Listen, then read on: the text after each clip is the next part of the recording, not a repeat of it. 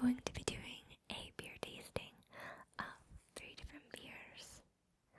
And then after we do the beer tasting, we're just gonna chill out for a little bit together.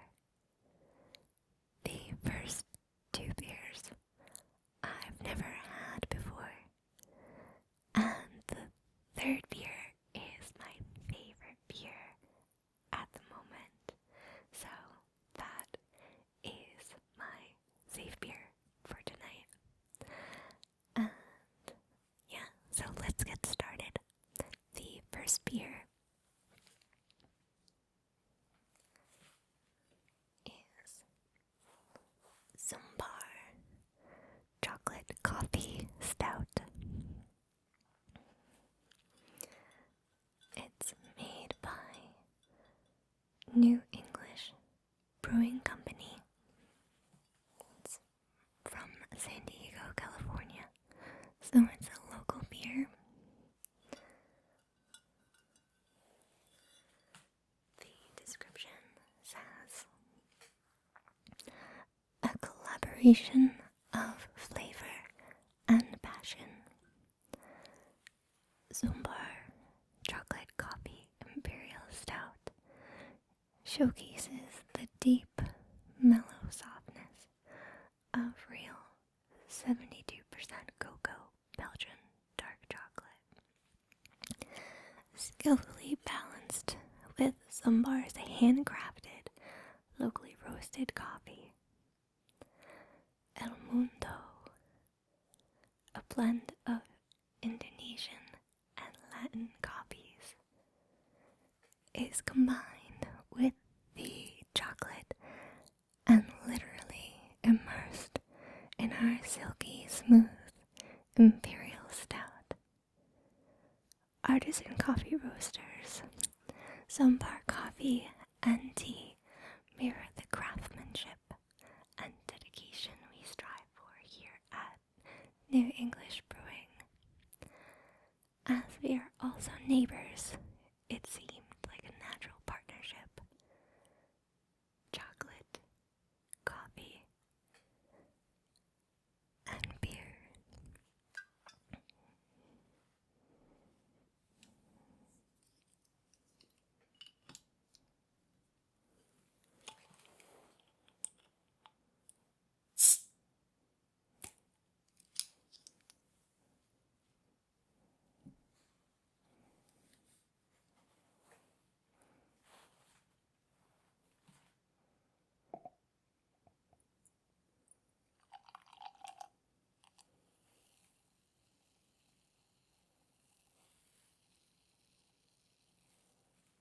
Pour a little more.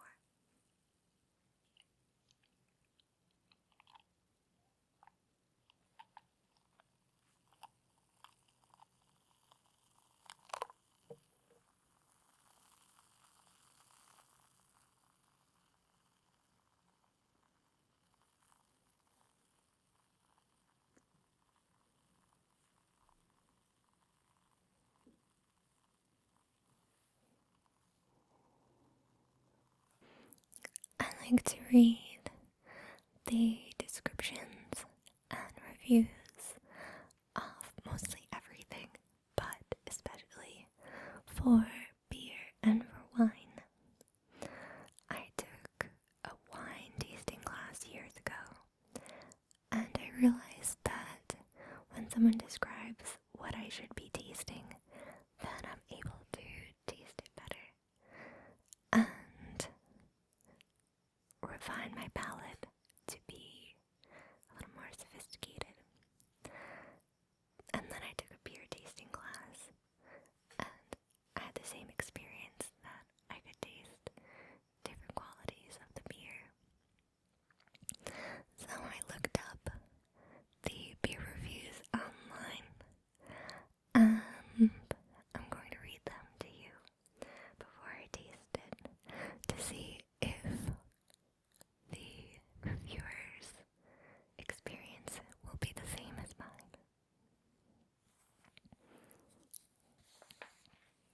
Okay. This review says, Zumbar coffee is some of San Diego's best, so I am quite excited for this one.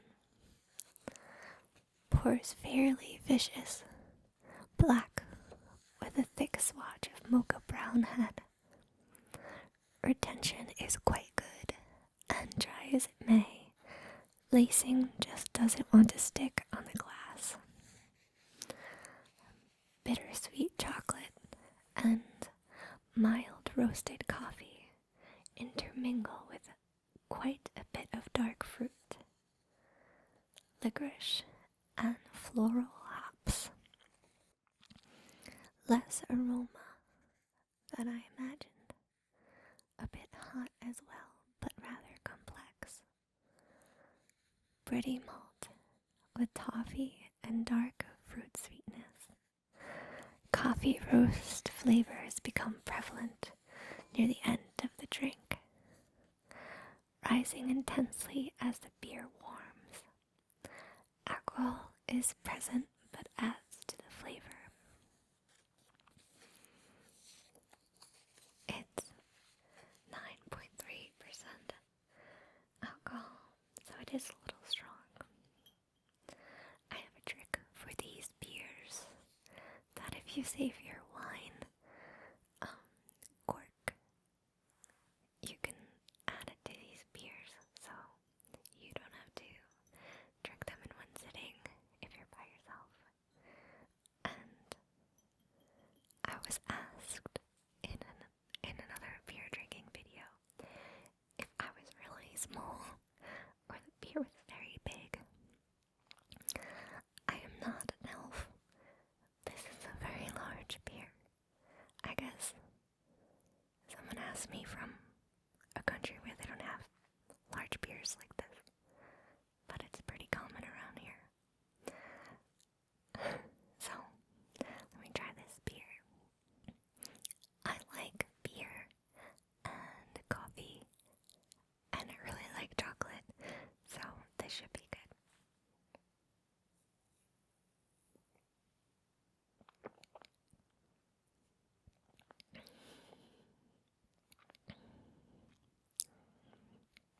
I'm trying to taste all the things that the guy said I should taste. I taste the coffee more than anything. I guess it could taste kind of like a mochaccino. I don't taste the licorice though. Maybe as I drink.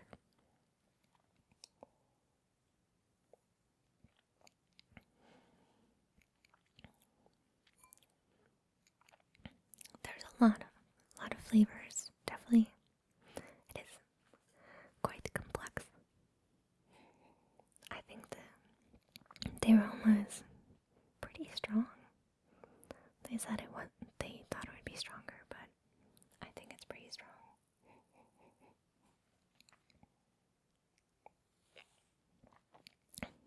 I think it's good. It's a good dessert beer. Or I guess it could be a breakfast beer too, like for Sunday brunch, since it has coffee in it. Okay, well I'm gonna put this back here, and this back here for our next beer. It has a silly name, I'm just warning you first. It's called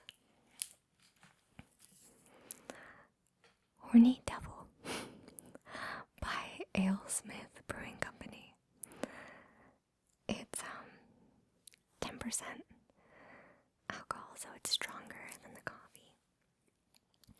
I got this beer not because of its funny name, but because the description sounds really great, and it's also a San Diego beer, and I've heard really good reviews from people.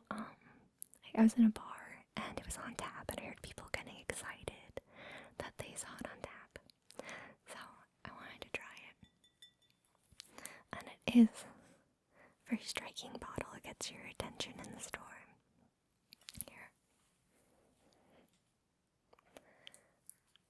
And champagne bottle. Okay, the description on the bottle says, it was the Small Brewing Company of the Year in 2008 at the Great American Beer Festival. I forgot to mention the Zumbar chocolate also won an award. Let me see. It's the gold medal at the Los Angeles International Commercial Beer Competition. Yeah, it won the gold medal in 2013. So there's 2 award-winning beers from San Diego. Alright, so the description that sold me on this beer.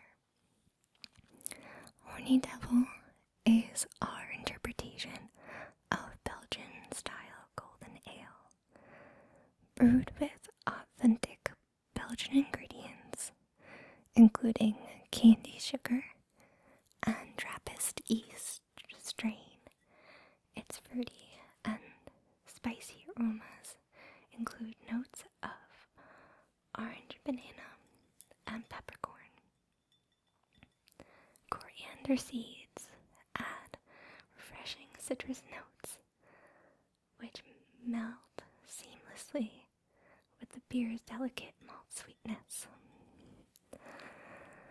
Horny Devil, it's hard to say it, finishes with a lively carbonation and a refreshingly dry finish. Just sounds delicious. So I'm not sure. I think there's gonna be a cork inside. I'm just gonna open it like a champagne bottle. So you take your little wine knife.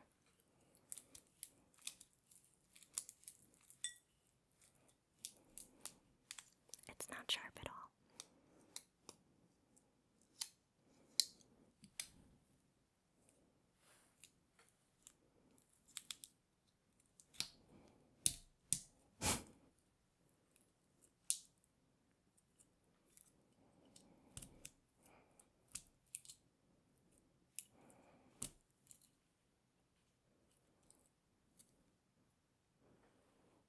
I don't know what's underneath this. I'm gonna just take the wrapping off the top.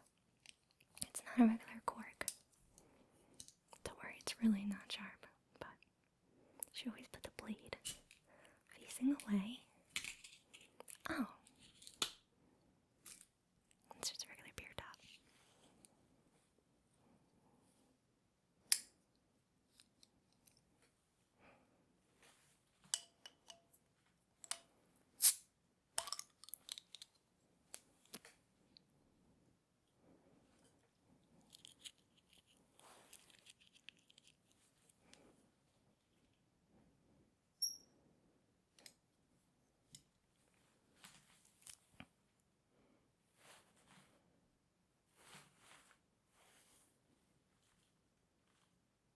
Oh, it has that nice little smoke coming out of it. I don't know if you can see it.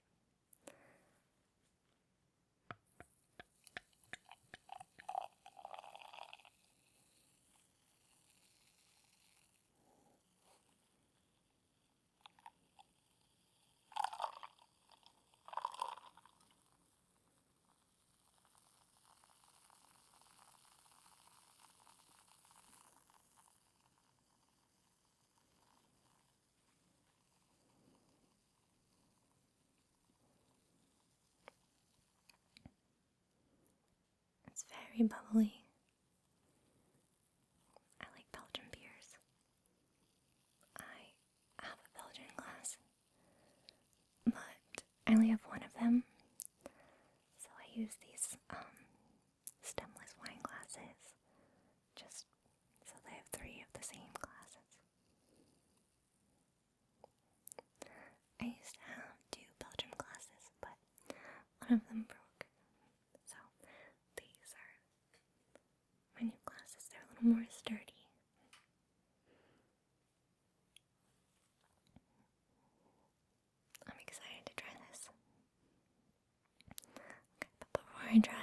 will read the review.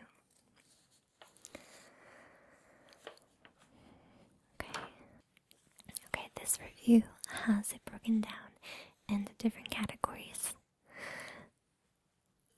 The categories are appearance, smell, taste, mouth, and overall review. The appearance is orange brass coloring with good clarity. Reveals a fine misty rise of effervescence within.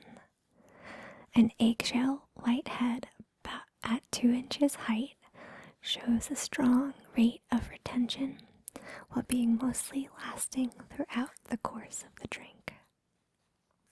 A near complete sheet of lace coating suffocates the inner vessel walls.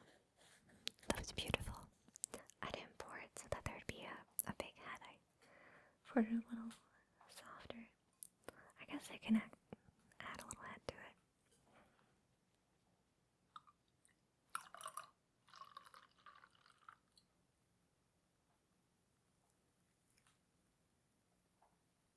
A little bit more. Okay. The smell. The nose brought forth a touch of wet, limey grapefruit. Dry wheat grains with some sugary citrus. A bit of dry candy sugar sweetness and alcohol, followed by some dry Belgian yeastness upon warming.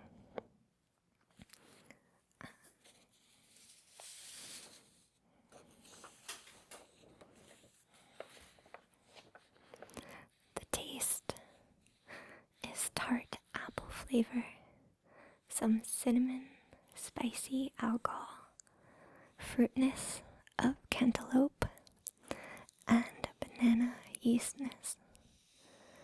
Semi-dry pear, dry spicy Belgian hop warmth with some cloves. Things conclude with hints of soft lemony and woodsy pine pepper with a very delicate hop offering. The mouth is a frothy mouthful with a spicy warm hops and an alcohol glow. It's tart and lightly dry. Overall, it's a great Belgian ale. Spicy with dry hops and alcohol glow with a very delicate and balanced sense of hops and spiciness.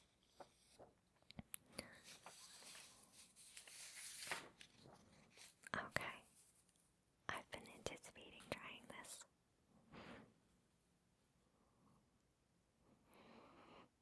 It smells very fruity.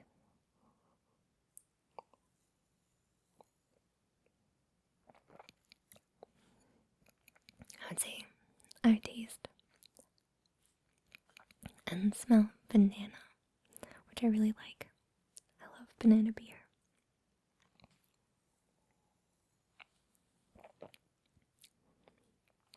It is tart and there's effervescence. Very bubbly.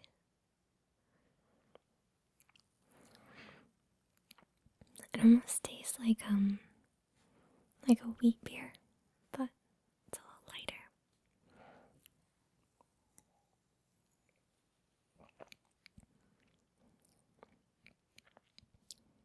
A little citrusy too. I would order this beer definitely. When I go out, I like to order wheat beers if they have it on tap. But since this is a little lighter, then it's better because it's not as heavy, which might make you sleepy sometimes. Sometimes wheat beer makes me a little sleepy if it's too heavy. That was great. I'm happy I got that, even though it's a silly name. Third beer is my favorite beer at the moment. I go through phases on which types of drinks that I like. depending on the season too, but this has been my favorite for a while, ever since I tasted it. It's the Peach Lambic by Lindemans. It's from Belgian, so this is the only beer out of the 3 that is not a local beer. But I got it because it would be a sure win for me. It's just a beautiful bottle.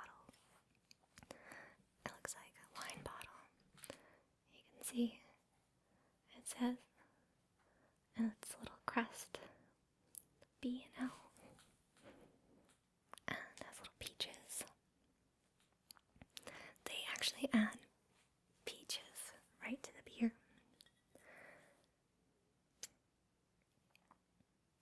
It doesn't say the alcohol percentage on it, which is a little weird.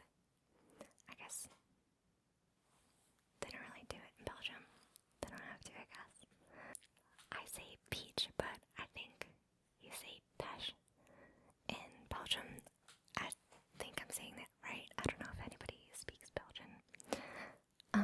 So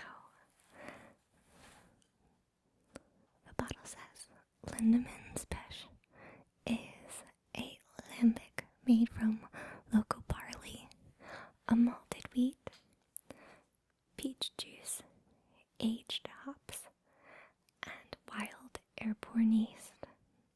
The brewers add no yeast. Rich aromatic peach balances wild yeast complexity. True lambics are brewed only in Belgium's Seine, I'm not sure if I'm saying that right, it's Senne, Seine River Valley, neighboring Brussels. Okay, this I can tell is just a little cap underneath.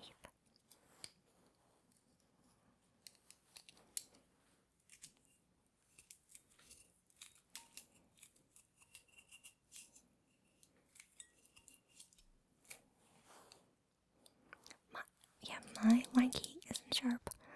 I don't know if anybody at home has a sharp wine key, but mine is not.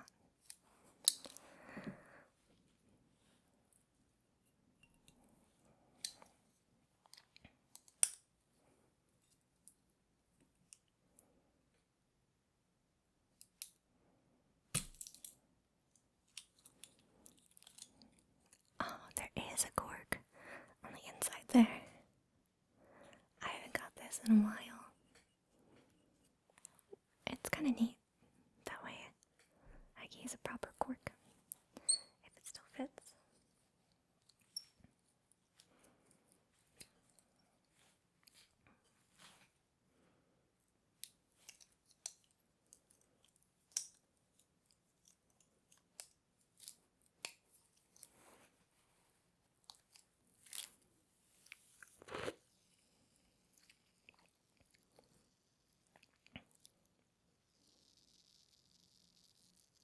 It's very bubbly. I'm going to cut out the sound of when I opened it because it sounded like a champagne and it kind of exploded a little bit, but that's okay.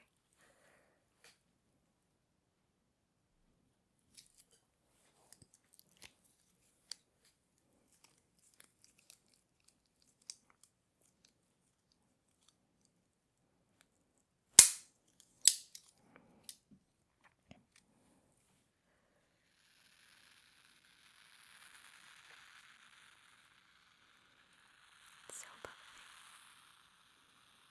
It's really loud. I haven't even poured it.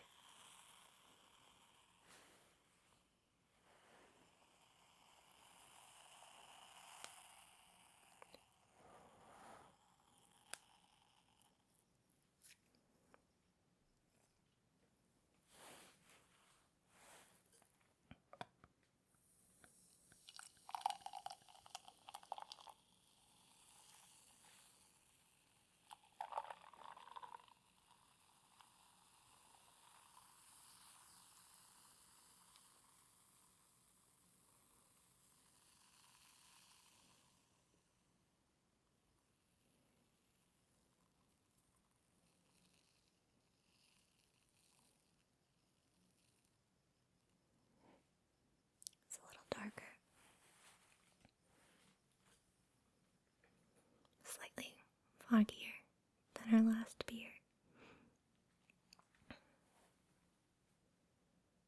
I'll put this here. Okay. The review says, like eating a perfectly delicious ripe peach. Great flavor. Very sweet lambic, suited, in my opinion, for dessert. I had it on a Valentine's Day. This is the most champagne-like of beers. The appearance is light body of wheat ale or cider with subtle effervescence and slightly hazy.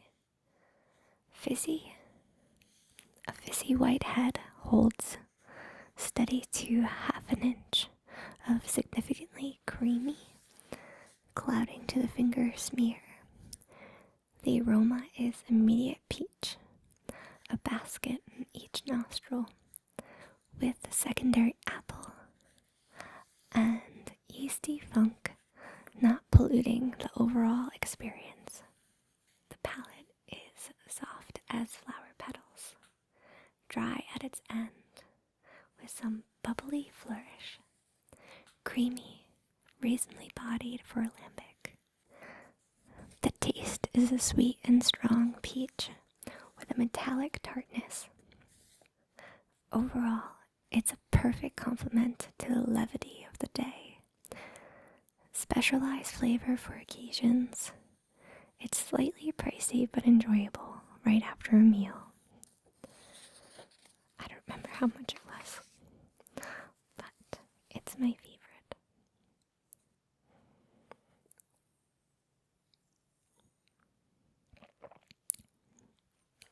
It's so good. It's similar to a cider, but it still tastes like beer as like an aftertaste. So it's good for people that don't usually drink beer, that drink cocktails or wine, and that still would like to try a beer and maybe move on to trying other beers. It's a good stepping stone beer. I just have a sweet tooth sometimes, so I'm just gonna chill with this. I'm gonna move the other ones to the side.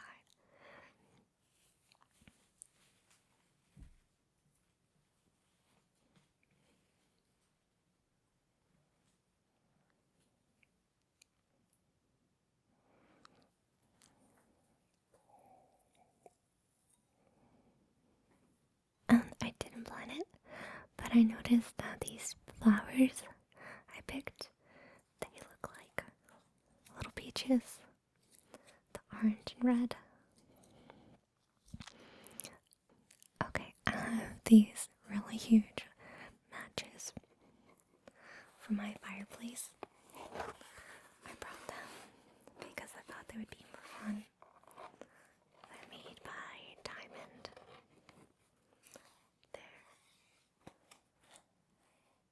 Good for lighting barbecue grills, fireplaces, stoves, candles. When you have a candle, that's one of those big votive candles that could do low. Campfires and more. We're gonna do and more today.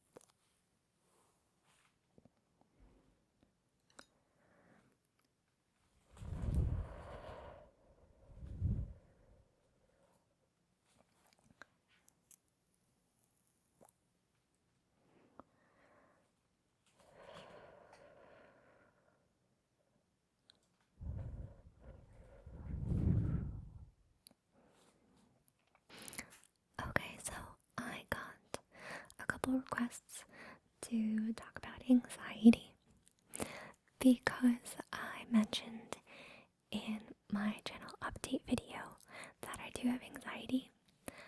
I've been diagnosed with it for a while. Since I was 15, they diagnosed me. And what I can tell you is that everyone's anxiety is different in their own way. Just like there's all different types of people in the world, there's all different types. And it's a really wide sliding scale. And it's not always consistent, so it's very random. But I feel I can talk about something that is pretty common for people to experience that get anxiety. And it's pressure from society to be in a certain place in your life at all different stages. That it's all different expectations at different points in your life, at different stages. And not that there's anything wrong with that if you want to follow those guidelines and expectations. But I just like to remind myself and remind other people that it's totally okay not to be at those stages that society thinks you should be at. It's instilled in us right when we start school that we're graded based on our peers and that there's competition in sports. I feel that the grading system shouldn't be comparing to other children. I feel it should be on that child's personal progress throughout the semester or the year, because that's really what seems fair to do. And because it's embedded in us at such a young age, that it's really deep back in our subconscious, that even though we aren't happy with that mindset, it's hard to get the brain to stop thinking that way. And like being your own worst enemy and getting down on yourself if you're not at a certain level, and it's counterproductive, and it actually will not be helping you achieve your goals. It's good to have goals because it's fun to dream about things and it keeps you looking forward to something, and it's just exciting. But it's not okay to put your happiness on hold before you reach your goals, just because you haven't gotten there as fast as you wanted. Because if you keep delaying your happiness until you reach your goal, then you'll get in the habit of just always putting it off. It's almost like procrastinating your happiness. And if you don't have your goals figured out yet, that's totally fine too. It's important to practice being content and harnessing your inner happiness, because that is the most important thing for you to pursue. They did a study where they asked a bunch of people that what their goal in life was, and everyone said that their goal was to be happy. And the interview asked them, why weren't they happy now? And they said because they had all these goals, like business or personal, physical, all these different goals, and that once they got to that point, then they would be happy. But the overall goal that everybody had was to be happy. So you have to realize that there's problems of some kind, and you need to practice just accepting the chaos and find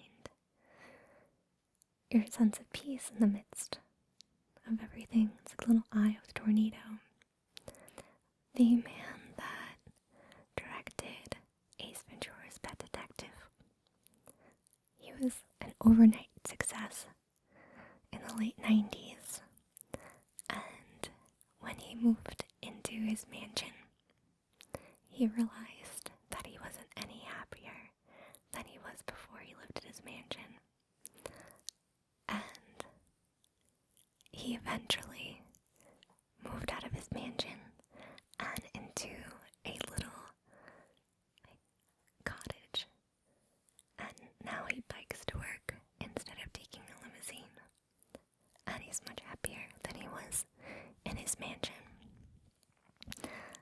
I grew up in a really rich area in northern New Jersey. My mother was a single mother, so she was always struggling, and we lived in little apartments. But there were really wealthy people in big mansions, like CEOs and inventors, really multimillionaires. And I went to school with their children. And I could tell you that very wealthy people still have the opportunity to have a lot of problems. I'm not saying that they all had a lot of problems or that they all were unhappy, but there were definitely some families that were unhappy, even though they had elevators in their houses and really well off. So happiness has to come first, and then you'll enjoy reaching your goals and enjoy the ride more because you'll be in a good mood and people will want to be around you more because you're more positive and you're more fun to be around, and then you'll make the right kind of connections to make those goals happen. But it won't be your happiness depending on it. Those extra things will be a bonus instead of the formula to your happiness. It can be challenging to break the mind pattern because we've been instilled with delaying our happiness to be more competitive. But there's been a study to try and make the mind more positive through repetitious thought by having affirmations or mantras repeated every day has been proven to increase your positivity and happiness. I am creating a daily Cosmic Tingles email where I will send every morning a affirmation, mantra, or inspirational quote from my camera phone on my iPhone. And I hope that it will give people the opportunity to change their lives to be more positive and to be in a more uplifted mood. It's going to be on my Patreon site as a reward if anyone would be interested in that. And other advice that I have for dealing with anxiety would be to listen to music. I mostly always have music going in my house. It's actually a weird feeling when I videotape because the house is so quiet for so long. And I also like to watch comedies or cartoons. Sometimes all I need is to laugh a little bit and it can kind of snap me out when I'm getting anxiety, then the best thing for my friends to do is not to talk to me seriously, but to try to make me laugh. That helps more. And also, I know it sounds cliche, but to exercise really helps. It doesn't have to be running or jogging, but that helps me. I really like the repetition and trance you go into when you run, and it gives you like that natural runner's high. But it could be jumping jacks or dancing. There's dance therapy, and hula hooping can be very good for exercise and also be very therapeutic. My mom just started hula hooping, and she did it all winter inside, and it really was fun for her to stay active. And another thing that helps me when I'm feeling anxious is to think of supernatural things. It helps me step outside of my situation and think about how mysterious and magical the world is around me, and that I shouldn't sweat the small stuff or get caught up in common daily drama that happens to everyone. And it really became a big part of my life when I first saw a ghost when I was 16. I was living in this old house built in 1776 with this big white wraparound porch. And there was 2 apartments in the big house. There was the main apartment, and then the second floor was a little apartment. It was the old maid's quarters of the house, and that's where me and my mom were living. And one night, I was coming home late past curfew, and my friend Dave dropped me off in the driveway, and I very quietly, very cautiously walked up the lawn and walked up the stairs, trying not to creak the wood staircase. And as I was walking up the porch, I saw something from the corner of my eye at the end of the porch. At that point in my life, in that house, I was seeing a lot of things from the corner of my eye, like shadows of people being there, but when I turned, they wouldn't be there anymore. That night, when I turned my head, the shadow was still there, on the side of the porch, with his hands wrapped around the railings. He looked as if he was a straight gray shadow just standing there, just a silhouette of a man, just a gray outline. And I know you're thinking, maybe I was mistaken, maybe it was like a peeping Tom or a burglar, but the lights were on the front porch, and I would have been able to see a face from where he was standing. It was a tall porch, it was about this high, so it was a very tall figure, and they would also be standing very awkwardly in this big hedge. So when I looked and I saw it, I kind of lunged and was staring at it because I was just in shock. I couldn't believe my eyes.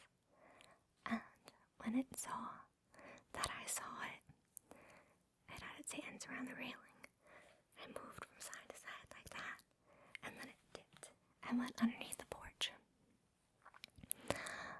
I ran up the rest of the stairs so fast, slammed open the door. I didn't care how loud I was being or who I woke up. And I ran up the stairs into my room. And I didn't end up telling my mom.